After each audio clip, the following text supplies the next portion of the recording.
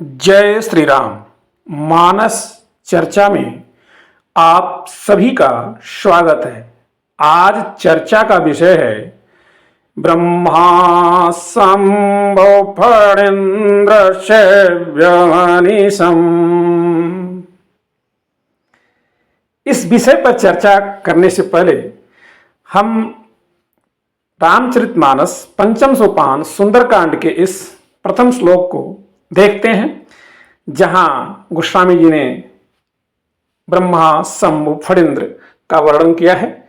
श्लोक यूं है: शांतम शाश्वतम अप्रमेयमनघम निर्वाण शांति प्रदम ब्रह्मा शंभु फणीन्द्र शैव्यमनीशम् वेदांत वेद्यं विभुम् रामाख्यं जगदीश्वरं सुरगुरुं माया मनुष्यं हरिं वन्देऽहं करुणाकरं रघुवरं भूपालचूडामणिम्। ब्रह्मा शंभु फणीन्द्र शैव्यमनीशम् इस श्लोक का 6वां पद है। ब्रह्मा शंभु फणीन्द्र शैव्यमनीशम् की बात आते ही मानस की ये पंक्तियां वरवश ही हमें अपनी ओर खींचती हैं। शारद शेष महेश विधि आगम निगम पुराण नेति नेति कहि जासु गुण करहि निरंतर गान। गोस्वामी जी राम को ब्रह्मा, शंभु और शेष इन तीनों से निरंतर सेवित करते हैं। ब्रह्मा, विष्णु और शंभु की त्रिमूर्ति, अंग्रेजी का जो गॉड शब्द है जीओडी, जो 3 अक्षरों से मिलकर बना है, जिसके प्रथम अक्षर का अर्थ है generator, G for generator, O for operator और D for destroyer. Brahma, Vishnu, Mahesh इन तीनों की व्याख्या गॉड करता है। विष्णु के अवतार राम, ब्रह्मा, शंभु और शेष की लगातार सेवा के योग्य हैं। जांबवान के रूप में ब्रह्मा, हनुमान के रूप में शंभु और लक्ष्मण के रूप में शेष राम अवतार की सेवा में वास्तव में आए हैं। ब्रह्मा से ऊपर के ब्रह्मलोक, शंभु से मर्त्यलोक और फणीन्द्र से पाताल या नागलोक, इस प्रकार तीनों लोकों से शैव्य बताया गया है। गोस्वामी जी उस राम को प्रणाम करते हैं जो ब्रह्मा, शंभु और शेष इन तीनों से निरंतर सेवित हैं। राम की माधुर्य रूप से सेवा में ब्रह्मा जांबवान बनकर आए हैं। सीता की खोज की अवधि निकल जाने पर जब अंगद मृत्यु भय से ग्रस्त हो जाते हैं, तब जांबवान जी उन्हें ब्रह्मा वाला ज्ञान देते हैं। तात राम कहु नर जनिमान हो निर्गुण ब्रह्म अजित अज जान हो। तात राम कहु नर जनिमान हो निर्गुण ब्रह्म अजित अज जान हो। हम सब सेवक अति बड़ भागी, हम सब सेवक अति बड़ भागी। संतत सगुण ब्रह्म अनुरागी, संतत सगुण ब्रह्म अनुरागी। हम सब सेवक अति बड़ भागी। जांबवान जी यहां सेवा के वचन पक्ष का प्रतिनिधित्व करते हैं। ये सत्य वचन है, लीप सर्विस नहीं है। उनके वचन हमें प्रबोधते हैं, उद्बोध करते हैं। वे न केवल राम की वास्तविकता से अवगत कराते हैं, बल्कि स्वयं वानरों को भी उनके जीवनार्थ बताते हैं। सगुण उपासक संगतः रहहि मोक्ष सब त्याग। यानी सालोक्य, सामिप्य, सारूप्य, सार्ष्टि और सायुज्य सब प्रकार के मोक्षों को त्याग कर राम की सेवा में साथ रहने वाले सगुणोपासक हैं ये सभी वानर। वे हनुमान को भी उनके जीवन सत्य और उनके अस्तित्व, उनके अभिप्राय का ज्ञान कराते हैं। जाम्बवान जी कहते हैं, कहीं रीक्षपति सुनु हनुमाना, कहीं रीक्षपति सुनु हनुमाना, का चुप साधि रहु बलवाना, पवन तनय बल पवन समाना, बुद्धि विवेक विज्ञान निधाना, कवन सुकाज कठिन जग माही, जो नहीं होई तात तुम पाही। ब्रह्मा को ऊर्ध्वलोक का प्रतीक माना गया है। मायूस और अवसादग्रस्त बैठे बानरों का, अंगद और हनुमान का उत्साह बढ़ाने में, उनके मनोत्थान में मदद कर जाम्बवान जी अपने ब्रह्मत्व को सार्थक भी करते हैं। सुंदर कांड के कथाक्रम का आरंभ ब्रह्मा से यानी जामवंत जी से ही होता है। जामवंत के बचन सुहाए, जामवंत के बचन सुहाए, सुनि हनुमंत हृदय अति भाए।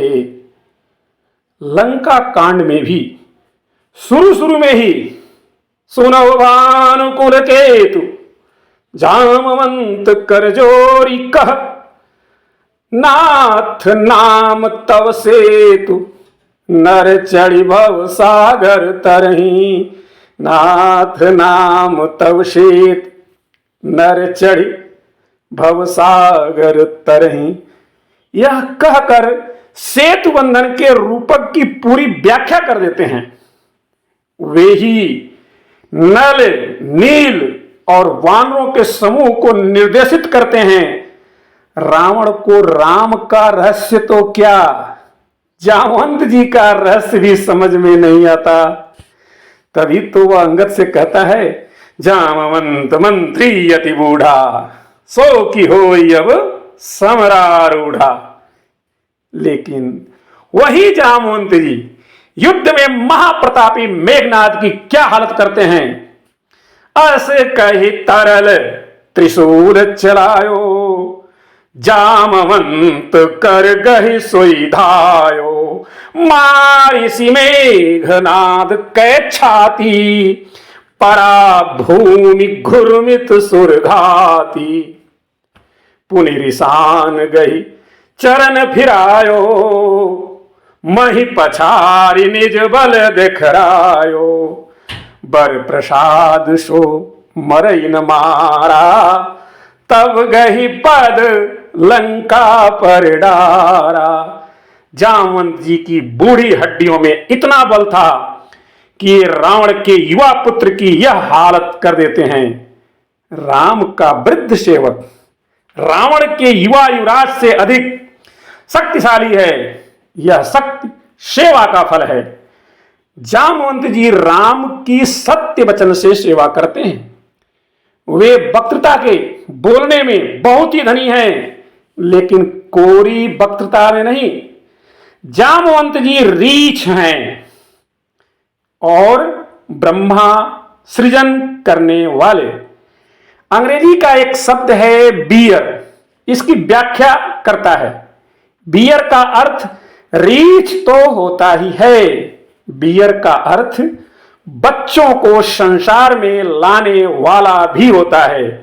बियर का शीत निद्रित होकर पुनः सक्रिय होना दुनिया भर की पौराणिकियों में पुनरुन्मेष व पुनर्जीवन का प्रतीक माना गया है। जामवंत जी भी बार बार वानर युद्ध में उत्साह का संचार करते हैं। शंभु भी माधुर्य भाव से राम की सेवा में अहरनिश प्रस्तुत हैं, हनुमान रूप में। इसे यूं नहीं समझना चाहिए कि इस बहाने से गोस्वामी जी ने अपने आराध्य की तुलना में सभी को उनका सेवक बता दिया है। यहां महत्वपूर्ण शब्द है सेव्य और अहर्निश, जिन पर हम बाद में चर्चा करेंगे। फिलहाल यहां हम शिव तत्व की पहचान कर लें। ब्रह्मा अपर और फणेन्द्र पाताल लोक के आयामों की ओर इंगित करते हैं, तो शिव मध्य में हैं, मृत्युलोक में हैं। शिव मध्य में हैं क्योंकि वे ही हैं विषमताओं का समाहार। शिव हैं तो योगी ध्यानस्थ, लेकिन वे घर बार वाले हैं। यदि संपूर्ण परिवार किसी एक का है तो वे हैं शिव जी। विष्णु के अवतारों के परिवार हैं, लेकिन स्वयं विष्णु ऐश्वर्य रूप में सिर्फ लक्ष्मी जी के साथ रहते हैं और वे हैं लक्ष्मीपति। शिव की पत्नी पार्वती बराबर की भूमिका निभाती हैं। वे हमेशा शिव के बराबर और साथ दिखाई पड़ती हैं, जबकि लक्ष्मी विष्णु के चरण कमलों की ओर। एक तो इसका कारण यह रहा होगा कि पार्वती और लक्ष्मी दोनों अपने अपने रूपक का निर्वाह करती हैं। शिव के साथ शक्ति का होना, पुरुष के साथ प्रकृति का होना, एक्स के साथ वाय क्रोमोसोम का होना, यह है बराबर में होना। अर्धनारीश्वर की संकल्पना तो यह है कि उन्हें न केवल बराबर होना है बल्कि संयुक्त भी होना है। शिव और शक्ति में भेद पैदा करना मूर्खता है। उनके लिंग स्वरूप में योनि का सानिध्य है। विष्णु की लक्ष्मी उनके चरणों में है। इसका मतलब यह नहीं कि नारी का स्थान नर के चरणों में है। रूपक यह है कि विष्णु जीवन है और लक्ष्मी के स्वामी हैं। पतन तब होता है जब लक्ष्मी आपकी स्वामिनी हो जाती है। Money is good servant but bad master, बहुत ही सुंदर कहावत है। Money is good servant but a bad master. धन को भृत्य स्वामी के उपयोगितावादी संबंध में न देखकर पति पत्नी के आत्मीय संबंध में तो देखा गया, लेकिन रूपक यह भी कहता है कि संपदा को सिर पर नहीं चढ़ाना चाहिए। लक्ष्मी के सर पर न चढ़ने का यह एक वैयक्तिक अर्थ होगा, लेकिन इसका एक सामाजिक अर्थ भी है। लक्ष्मी टॉप हेवी नहीं होनी चाहिए। वह जीवन और समाज विकृत है जहां लक्ष्मी शीर्ष के कुछ चुनिंदा लोगों तक ही रहती हैं। 10 शीर्ष और दशानन में क्या फर्क है? दशानन होना संपत्ति का टॉप हेवी होना है और यह विष्णु लक्ष्मी के द्वारा प्रस्तुत आदर्श के सर्वथा विपरीत है, जहां लक्ष्मी को नीचे तबके के सभी वर्गों की सेवा करनी है। हमारे समाज के निचले स्तरों तक लक्ष्मी को पहुंचना होगा।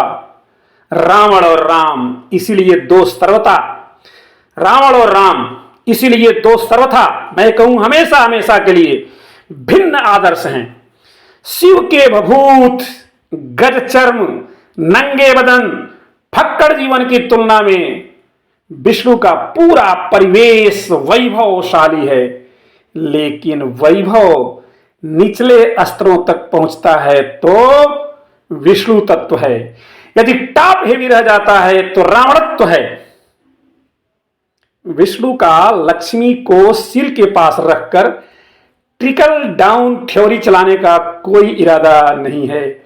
वे तो लक्ष्मी को उन्हीं की सेवा करने को कहेंगे जिन्हें पुरुष सूक्त में पुरुष का पैर कहा गया था।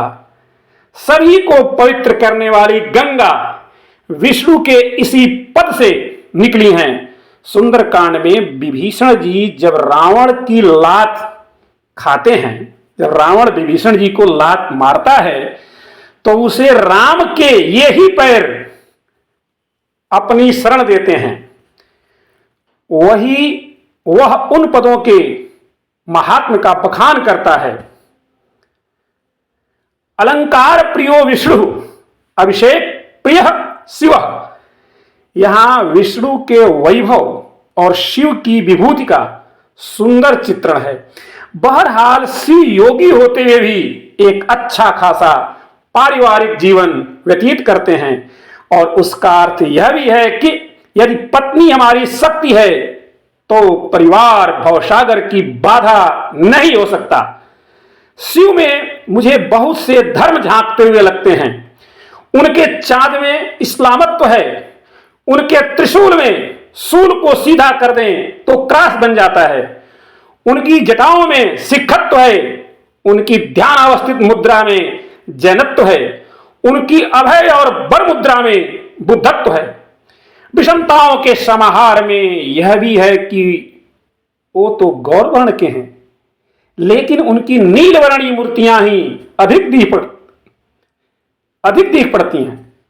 गौरवर्ण होने के बावजूद भी भगवान शिव की नीलवर्णी है और कहीं कहीं काली मूर्तियां दिखती हैं। यद्यपि वे नीलकंठ तो हैं ही, वे स्वरूप भी हैं और लिंग रूप में भी हैं। उनकी पूजा स्वरूप के रूप में भी होती है और केवल लिंग के रूप में भी होती है, और अरूप भी हैं। उनके महायोग में अस्थैर्य का चरम है, इसीलिए उन्हें हम अस्थाणु भी कहते हैं। वे अस्थाणु की तरफ पूजे भी जाते हैं, लेकिन उनके नटराजत्व में गति का चरम भी है।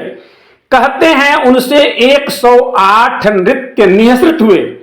वे आशुतोष भी हैं और रुद्र भी हैं, वे भोलेनाथ भी हैं और अघोर भी।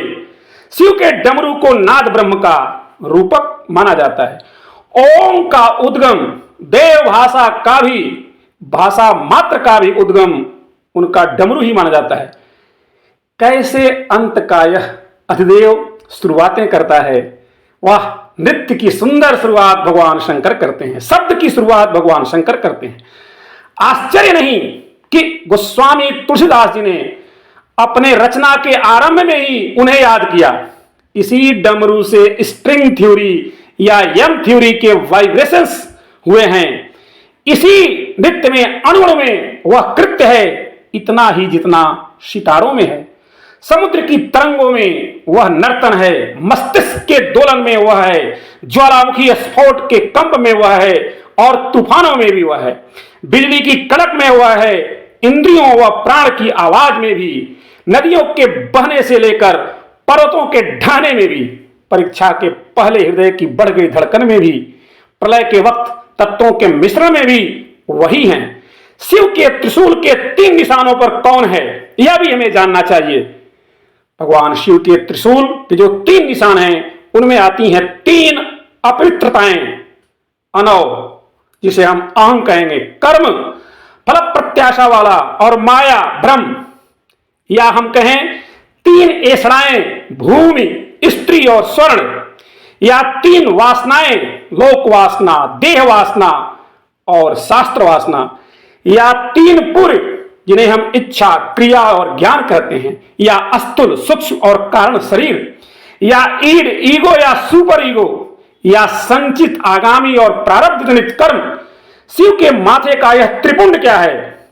वे सत, रजस और तम की 3 रेखाएं हैं, या प्रमाता, प्रमाण और प्रमेय के 3 रूप हैं, या उद्दात, अनुदात और स्वरित्र के 3 स्वर हैं।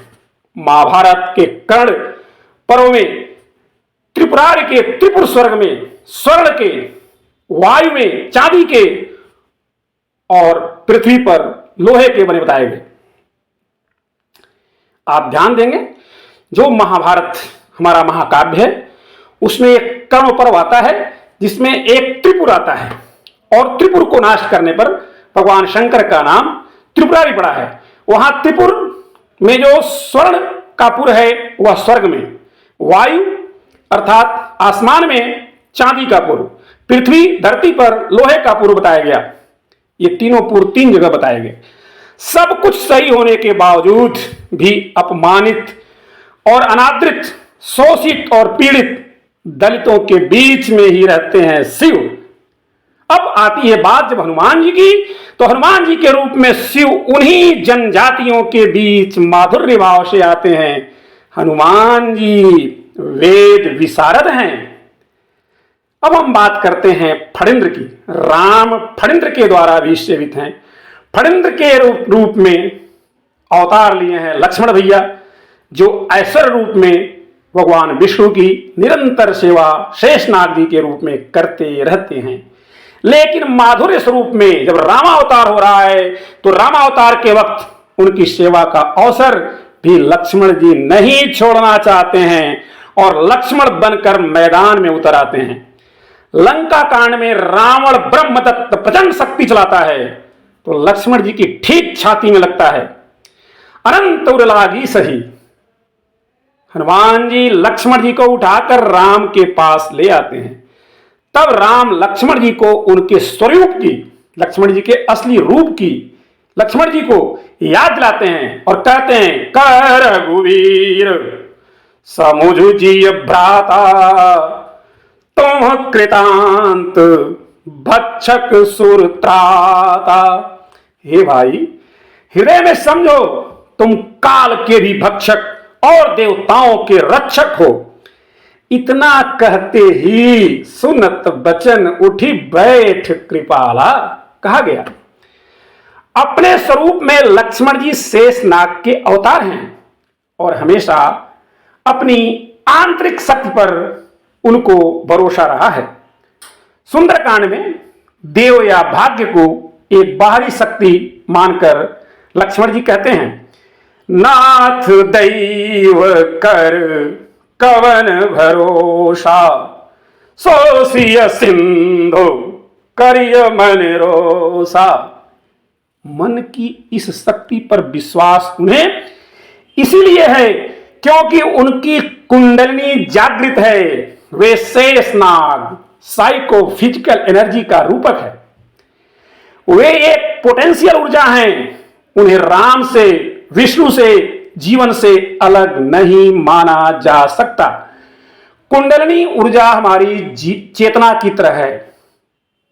यह भी जीवन रचना करती है, लेकिन यह लक्ष्मण जी के अनुतत्व को पहचानने के लिए काफी नहीं है। लक्ष्मण जी को पहचानने के लिए कुछ सूत्र गोस्वामी जी ने दिया। लक्षण धाम राम प्रिय सकल जगत आधार, लक्षण धाम राम प्रिय सकल जगत आधार।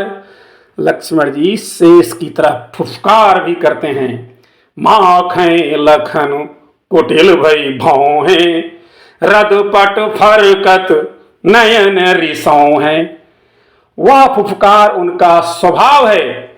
भरत के चंदुरंगड़ी सेना, जब भरत जी सेना लेकर भैया लक्ष्मण को मनाने आते हैं, उस समय की कथा है। भरत की जो चतुरंगड़ी सेना है, जब वह आते हैं और यह खबर जैसे ही सुनते हैं लक्ष्मण जी, तो लिखते हैं गोस्वामी जी, अति सरोस माखे लखन। पुनः लखन जी तमतमाते हैं।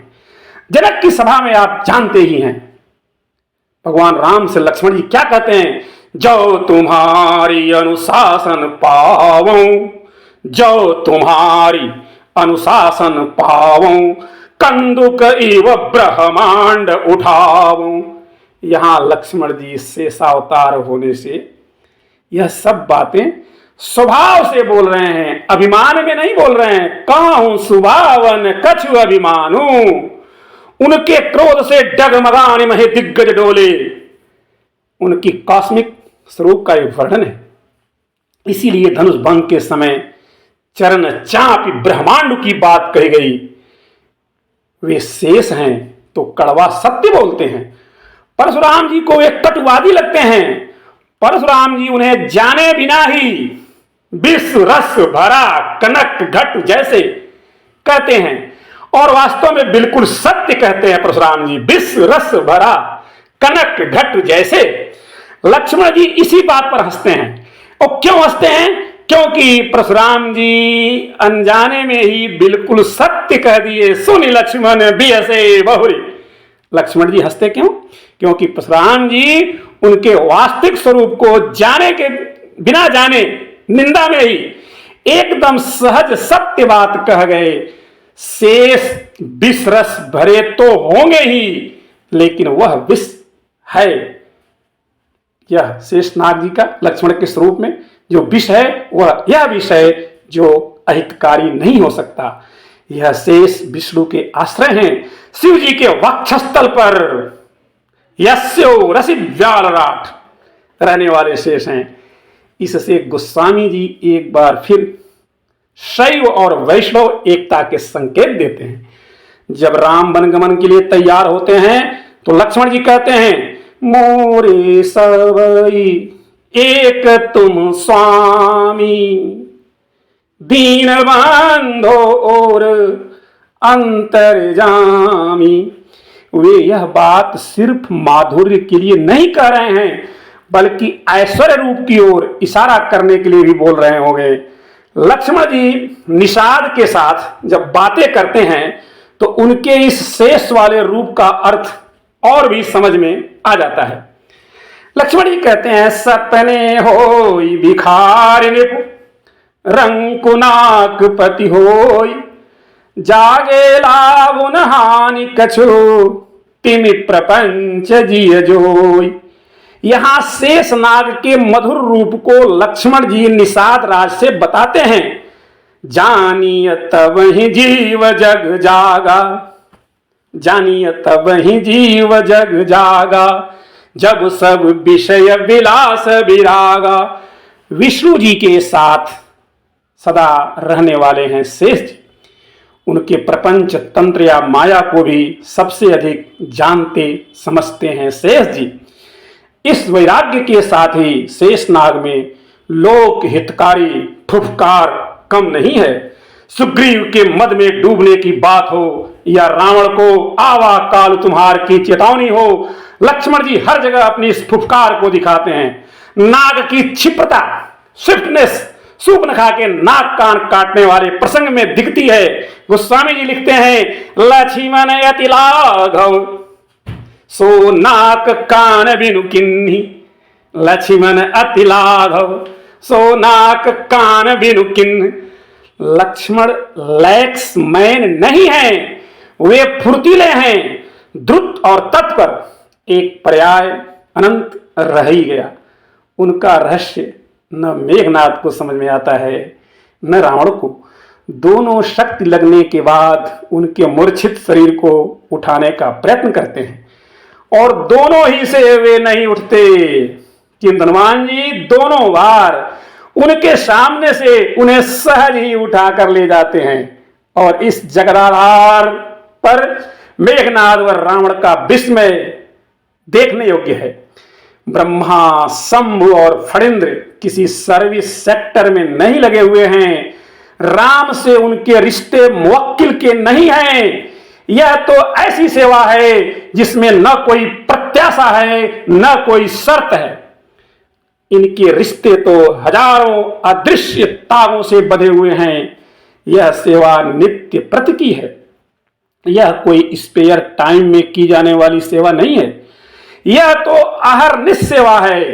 दूसरे ब्रह्मा, शंभु, फणींद्र, सभ्य मनीषम की टीका जितनी ब्रह्मा, शिव या शेषनाग पर है उतनी ही राम पर भी सेवित न कहकर सभ्य कहना राम की योग्यता पर टीप दर्ज करना है कि मूल प्रश्न अर्हता योग्यता का प्रश्न है कि राम यह डिजर्व करते हैं, क्योंकि अपने अस्तित्व की संकीर्ण परिधियों को अतिक्रांत कर गिरवाण शांति प्रदम के लिए कृत संकल्प और कटिबद्ध हैं। इसलिए इन तीनों की अच्छे शक्तियों का सतत सिंचन राम को ऊर्जस्वित किए रहता है, राम को हमेशा सजग किए रहता है, जगाए रहता है। राम